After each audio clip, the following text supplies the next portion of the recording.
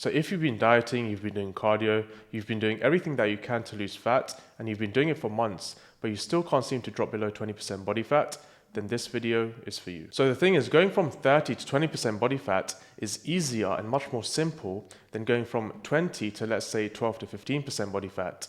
The same strategy that helped you lose the first few pounds will not work when it comes to losing the last few pounds. So if you're struggling to get below 20% body fat, then it's because you're either using the same strategy that helped you to lose the first few pounds, or you're just making some crucial mistakes that are holding you back. And in this video, I'm going to go through those mistakes so you can finally drop below 20% body fat and start seeing your abs. So mistake number one is that you've built your diet on avoidance, not strategy. So most men stuck over 20% body fat build their nutrition around what they shouldn't eat. So no sugar, no carbs, or no fast food.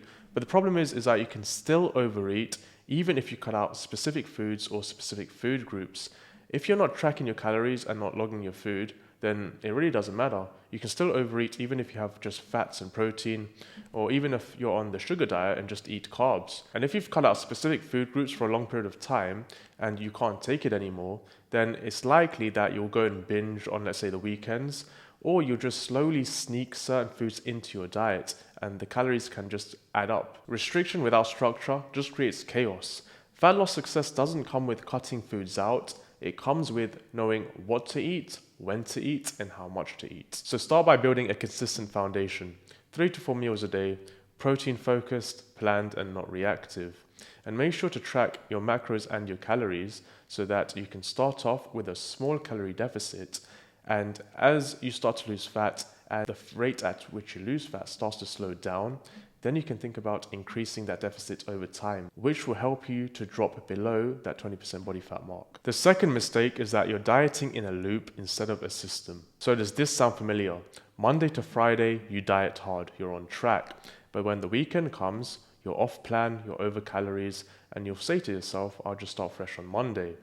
So we've been wired to think that we need to work hard Monday to Friday, and then we can take the weekends off.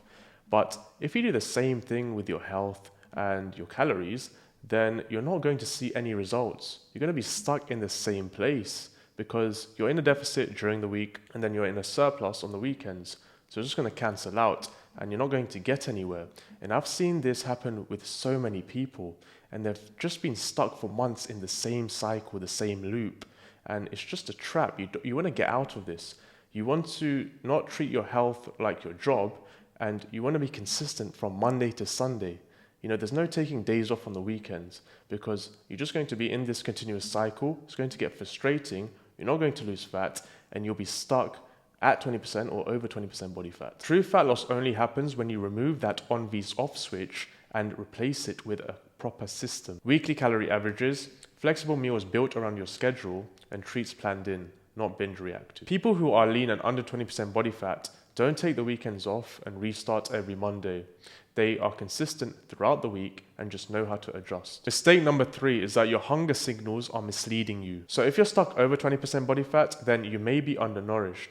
So if you feel like you crave calories, it may not be that you need more food, but it may be that you're missing certain vital nutrients. You see, if you're consuming 2,500 calories worth of junk, then your body still wants more because it's screaming for protein, fiber, magnesium, or essential fats. Now you fix this by consuming high volume, high nutrient foods earlier in the day. So prioritize things like eggs, salmon, Greek yogurt, leafy greens, berries, beans, sweet potato, and avocado. You don't want to eat less, you just want to eat better and higher volume foods. Mistake number 4, your workouts burn you out instead of build you up. So if your training leaves you feeling exhausted and starving every day, then it's actually working against fat loss. And that's why I'm not a fan of doing things like high rep circuits or HIIT training when you're in a calorie deficit, because it's just going to make you feel exhausted.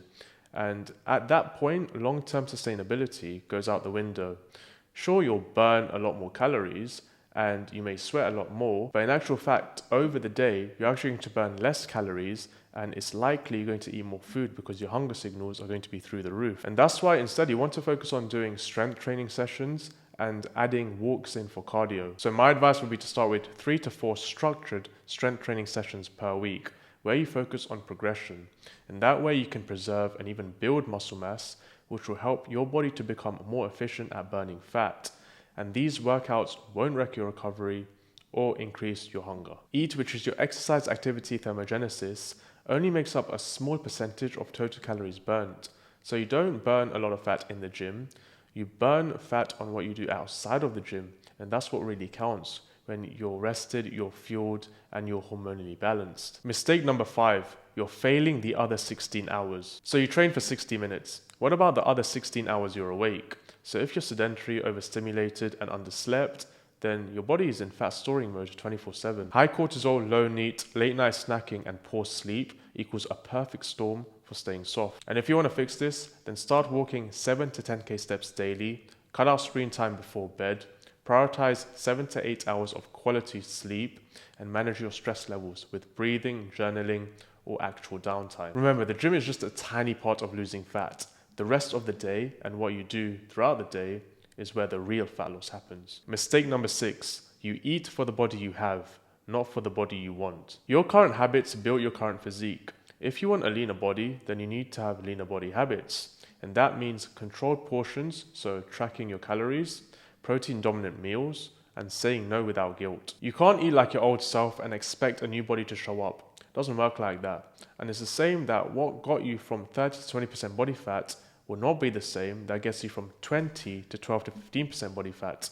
You can't eat the same way and you can't really have the same lifestyle. It needs to be improved. Just think, how would the leaner version of me at 12% body fat with 6-pack abs eat, train, and live today?